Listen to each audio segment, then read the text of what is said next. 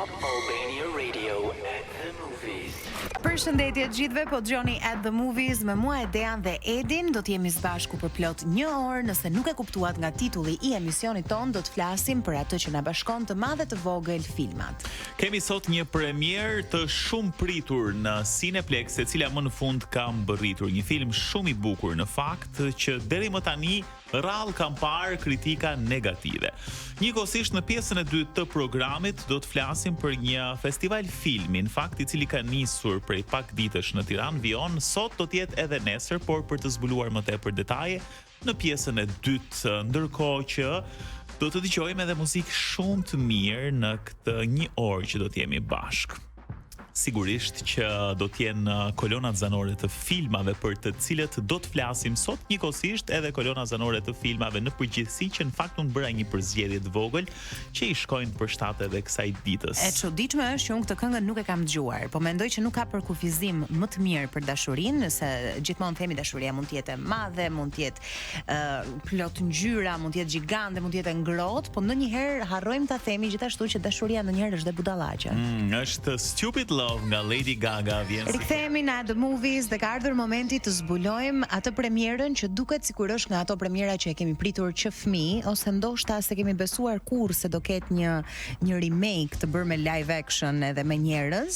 E kemi pretenduar si një film që e kemi parë, ka njerëz që pa dashur t'ja u zbuloj e kanë tatuazh quotën më të famshme të filmit për të cilin e po flasim, kudo dhe gjithandej, dhe e përmendin shpesh herë si një shprehje me të cilën prej së cilës ata edhe jetojnë.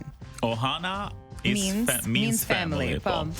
Është nga Lilo dhe Stitch, një reinterpretimi live action ka mbërritur në Cineplex i Disney të vitit 2002. Për të kuptuar më tepër, ndjekim pak trailerin e rikthehemi për detajet të tjera. Where is he? He escaped. Ohana do të thot familje. He's so cute and fluffy. He is your responsibility. Got it. We promise. Yeah. Stitch bad. Sometimes family isn't perfect. That doesn't mean they aren't good. Family. That was close. I don't think you're supposed to drink that. Lilo dhe Stitch në Cineplex Tech dhe QTO. Lilo dhe Stitch sjell historinë argëtuese dhe prekse të një vajze të vetmuar nga Hawaii dhe një alien i tarratisur i cili e ndihmon të rikthejë harmoninë në familje, buzëqeshjen dhe të jetojë jetën e saj vërtet si një fëmijë. Ka shumë prej tyre që e kanë parë tashmë, mbase mund të kenë qenë të parët në kinema që kanë nxituar për ta parë dhe sigurisht kanë bërë më një herë review-të e tyre. Janë ndoshta edhe fansa, po themi, kritik të filmit, por edhe fanatik të tij.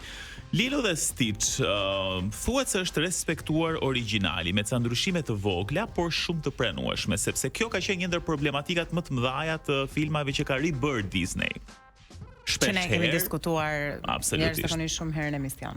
Janë bërë ndryshime, njerëzit kanë dalë të pakënaqur dhe në fakt është shumë e vështirë që ndoshta ta arrihet deri tek filmi i parë. Zakonisht ata që bëhen si remake apo pjesë të dyta dhe të treta zakonisht nuk janë aq të mirë sa seria e parë. Po thua që nëse unë shkoj në kinema nuk do zhgënjem as pak se i kanë qëndruar ashtu siç duhet originalit dhe fëmia brenda meje do jetojë i lumtur. 96%. Lilo dhe Stitch është më shumë se një remake sipas një fansi, është emocional, ka shumë komedi, por është edhe madje kulturor. Ka pak si shumë modernizim, thot një kritik tjetër, duke përfshirë për shembull platformën Zoom apo iPhone, gjë e cila nuk shkon shumë me prodhimin e filmit që ishte diku tek vitet 90-2000, ku ndoshta këto platforma dhe iPhone nuk ishte kaq i popularizuar sa ç'është sot.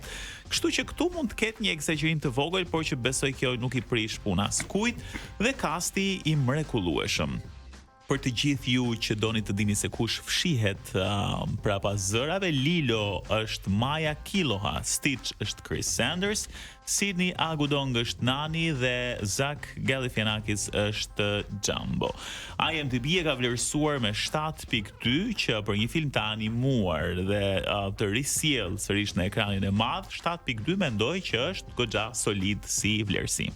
Unë intrigova shumë duke parë edhe këtë suksesin. Nuk e dija ka qenë marketingu i Lilo dhe Stitchit, sepse pak kohë, do të thënë, bëhet fjalë 2024-2025, kemi parë që janë bërë shumë trendi disa kasta telefonike telefoni me Lilo dhe Stitch, gjë që Lilo dhe Stitch kishte kohë që jo kishte mbetur në harres, por nuk është se ishte kjo go to thing që ti ta kishe sticker në laptopin tënd ose diku tjetër, dhe po ta shohësh, nuk është se ke filma të tjerë të Disney që janë kaq të marketizuar, mjafton që ti të bësh një xhiro në Tiranë dhe ti kudo vërdall gjen nga një produkt që ka të vendosur Lilo dhe Stitch. Nuk e di a ka qenë një strategji e producentëve të filmit a priori më përpara që t'i rikujtoni njerëzit Lilo dhe Stitch tani që vjen momenti ne mund të shkojmë kinema ta shohim. Po më shtyu të gjeja diku te 5 fakte interesante që do t'i them shumë shkurtimisht.